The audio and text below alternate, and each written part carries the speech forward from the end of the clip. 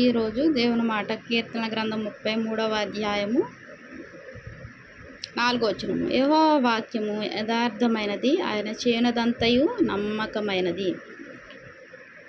దేవుడు మన జీవితంలో ఏది చేసినది యథార్థమైనది, నమ్మకమైనది.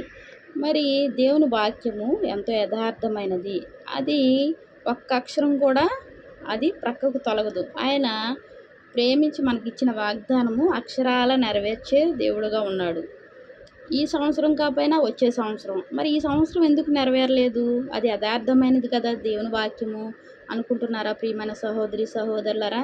మనలో యథార్థత లేని కారణం కావచ్చు. ఏమిటా యథార్థం?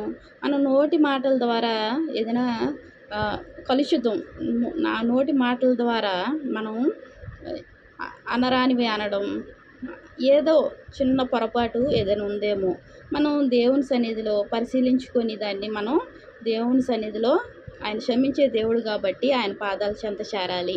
యెహోవా వాక్యం మాత్రం యథార్థమైనది. ఆయన క్షమించే దేవుడు. నీకు ఆయన ఇచ్చిన వాగ్దానం అక్షరాల నెరవేర్చే దేవుడుగా ఉన్నాడు. ఆయన చేయనదంతయు నమ్మకమైనది. ఆయన మన జీవితంలో ఏం చేసినప్పటికీ అది ఎంతో నమ్మకమైనదంట.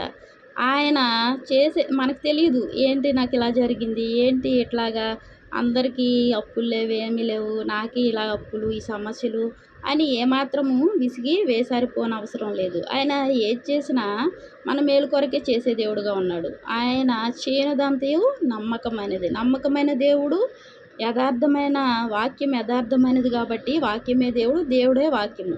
యథార్థమైన దేవుడు మనకు దొరికాడు, నమ్మకమైన దేవుడు మనకు దొరికాడు. మన జీవితంలో ఆయన ఏది చేసినా మేలే కాబట్టి మనం ఏం చేయాలి?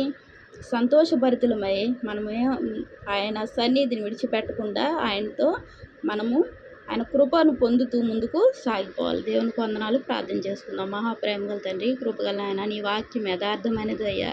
నువ్వు వాగ్దానం చేసావంటే తండ్రి అది అక్షరాల నెరవేర్చే దేవుడుగా ఉన్నావు ప్రభా. నువ్వు ఏది చేసినా మా జీవితంలో నమ్మకమైనదిగా ఉంది ప్రభా. నాయన నీ ప్రేమను బట్టి వందనాలు ప్రభా. నువ్వు ప్రేమించి మా అందరి కొరకు ప్రభా నాయన నువ్వు చేస్తున్న మేలును బట్టి వందనాలు చెల్లించుకుంటూ నా ప్రభుని ప్రియరక్షకుడు అనే యేసుక్రీస్తు వారి నామములో అతి వినయంగా బ్రతిమలాడి వేడుకుంటున్నాను తండ్రి. ఆమేన్. Praise lord.